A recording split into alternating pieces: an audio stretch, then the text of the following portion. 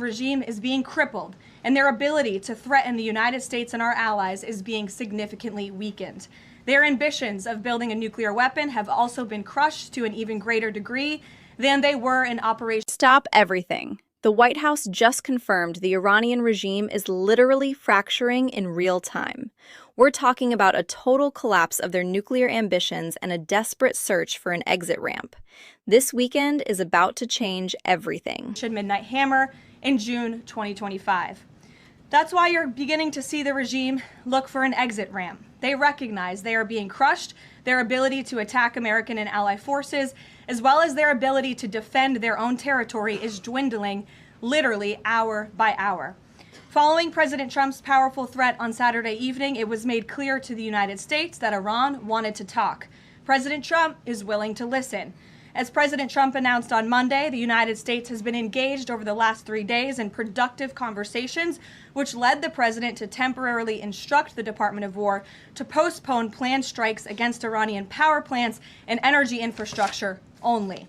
You have to look at the phrasing Carolyn Leavitt is using here.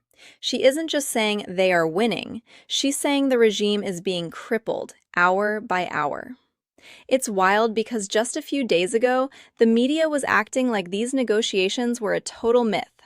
Now, we're seeing that the pressure from Operation Midnight Hammer actually worked better than anyone realized.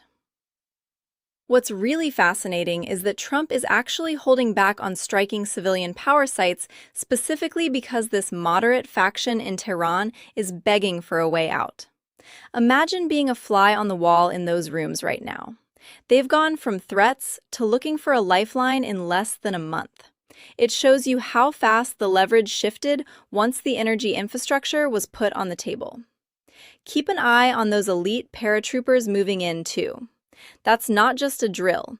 That's the or else behind the deal. As CNN is learning, the administration is trying to put together a meeting to talk about an off-ramp to the war. Two senior administration officials telling CNN the plan is to send the Vice President, JD Vance, to Pakistan for talks as soon as this weekend. And just in, an Iranian official has outlined 5 conditions for ending the war in response to that 15-point proposal from the U.S. CNN senior White House correspondent Kristen Holmes is standing by. She is inside the briefing room, and we understand the briefing is a little bit delayed there. Kristen, what's new? Yeah, this is the first time we're going to hear from Carolyn Leavitt in roughly 2 weeks. And as you noted, it comes at a time where the White House appears to be looking for an off-ramp. We saw President Trump delay that ultimatum that he originally posed on actually striking these civilian power sites by 5 days, saying that these ongoing negotiations were happening. And what we're told behind the scenes is that this is very fluid, that there was an invitation by Pakistan to host both U.S. officials and Iranian officials to have a conversation, to have these negotiations. They are working on that plan that would include Vice President JD Vance, but everything right now still fluid among security concerns on other reasons as well. One of those other reasons likely being the fact, as you just mentioned. This is the part that should have everyone's hair standing up. Sending the Vice President JD Vance to Pakistan? That is a massive security risk and a huge signal of how high the stakes are. Think about it. Pakistan is neutral ground, but it's a total powder keg for someone like Vance to walk into. CNN is reporting this is fluid, which is code for it's a logistical nightmare. The fact that they are even considering an in-person meeting between the VP and Iranian officials tells you the deal on the table is massive. It's likely that 15-point proposal we heard about earlier. You can see the reporter, Kristen Holmes, trying to wrap her head around why Vance is the lead on this instead of Rubio or Kushner. It suggests this isn't just a diplomatic chat. It's a hard-nosed closing of a deal. If this meeting actually happens this weekend, the geopolitical map of the Middle East gets redrawn overnight. Saudi Arabia and the Emirates, not only do they provide, and these 3 countries, of course, Bahrain and Kuwait are also, they provide bases. They allow the Americans to use their airspace to bomb Iran. They allow them to use their territory to fire HIMARS missiles into Iran. But Qatar, Saudi Arabia, and the Emirates fund the war. They pay the Americans to fight the war as we speak. I don't know about Kuwait or Bahrain, but these three countries, I do know that they're funding the war.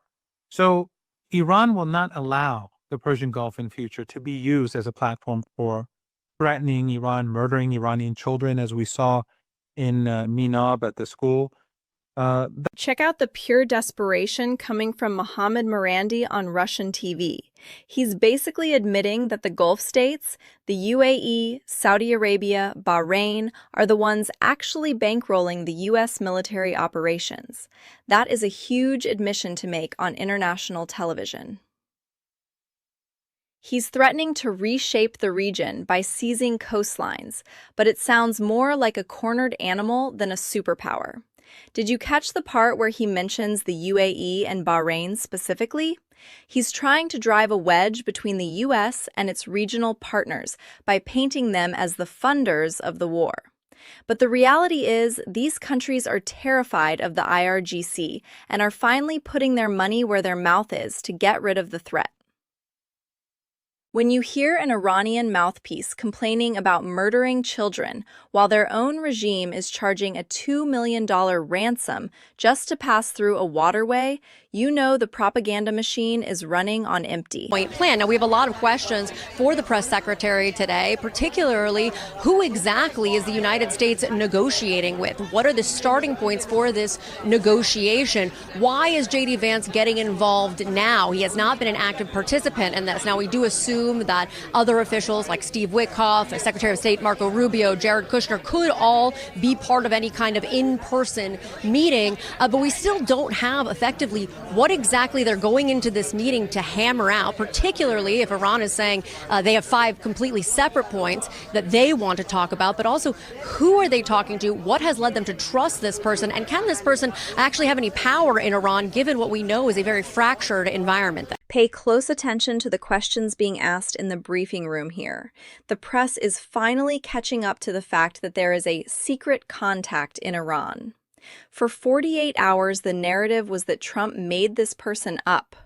Now the questions have shifted to, can we trust him, and does he actually have power?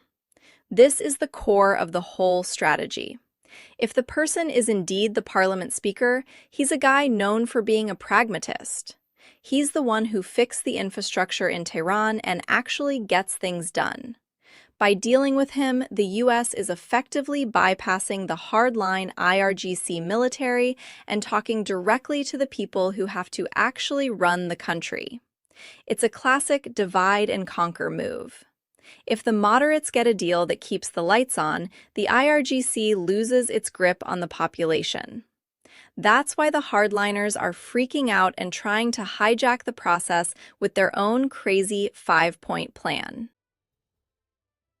Things are moving faster than the news can keep up. If you want to stay ahead of the curve on this Iran situation, make sure you're following for the next update.